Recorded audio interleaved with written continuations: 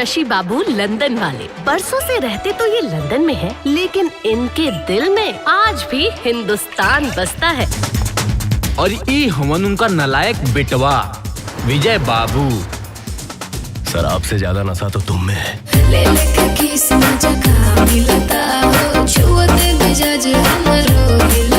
Eco कर्मिया ये कुल चालू कर देलस, ये हमरा से बर्दाश्त ना होई।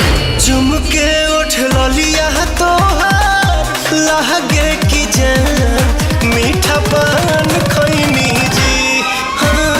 शशि बाबू के एक ही गौर महान बा कि बेटा के शादी में ऐसा धूमधाम से तड़का लगाए कि पूरा लंदन को हिंदुस्तान के रंग में रंग दे। Shut up, you idiot! You are a नौकर।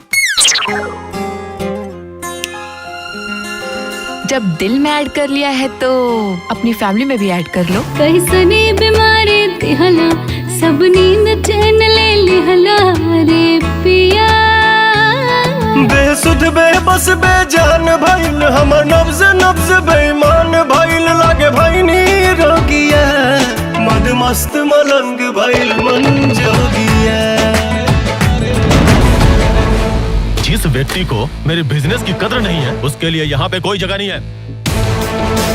बेटा दुनिया के कौना भी लड़की से ब्याह कर, बाकी घर में तहर ब्याह ना होए देव। वहाँ तेरी शादी नहीं होगी। एक्सक्यूज मी, उससे बेहतर 1000 लड़के खड़े कर दूंगा, लेकिन विजय जैसा प्यार करने वाला कोई नहीं मिलेगा। ना तू बेटा के बाप माने राजा भोज। महाराज पापा।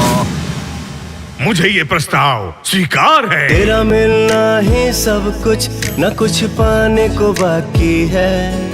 तुझसे ही सांस आती है, जीने के लिए तू काफी है। क्यों ना हम इनका मूड स्विच हो से पहले अपने बच्चों की एंगेजमेंट तय कर दे। तू काफी है। Welcome welcome. सज धज के जब पहिरेली हम ड्रेसी करिया। काहे रुक जाला हमरा पे बाबू तोहर नजरिया। पीछे पीछे हमरा के हाँ के करन समय बर्बादी। कजरा कतल करवाती, कजरा कतल करवाती। जी अजय के रोक लेना जी, रोक लेना अजय के। श्रीमती जी, हमनी के अरमान हमनिए के साथ दफन हो जाए। संस्कारी बनने का ये झूठा नाटक क्यों? हम दोनों की शादी नहीं हो सकती है। आई एम सॉरी विजय। जिस बाप का तुझ जैसा औलाद हो ना, उसे यही सब कुछ सुनना पड़ेगा।